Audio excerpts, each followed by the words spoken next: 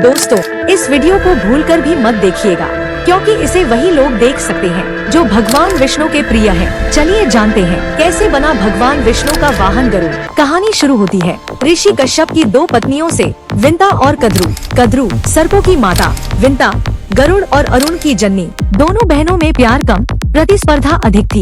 एक दिन आकाश में प्रकट हुआ एक दिव्य घोड़ा। उसकी पूंछ का रंग देखकर दोनों बहनों के बीच लगी एक ऐसी शर्त जिसने भविष्य बदल दिया। विंता, पूंछ सफेद है। कद्रू, नहीं, काली है। और शर्त थी, जो हारेगी वो दूसरी की दासी बनेगी। लेकिन कद्रू ने धोखे का सहारा लिया। अपने नाग पुत्रों को आदेश दिया, घोड़े की पूंछ से लिपट जाओ और उसे काला दिखा दो।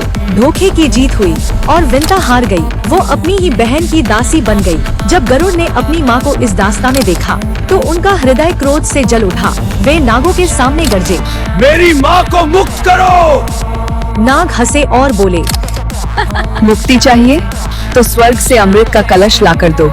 गरुड़ ने चुनौती स्वीकार की और अकेले ही देवताओं से युद्ध कर अमृत कलश छीन लाए। लेकिन जैसे ही वे लौट रहे थे, स्वयं भगवान विष्णु प्रकट हुए। गरुड़, क्या तुम अमृत पीकर देवताओं को चुनौती देना चाहते हो?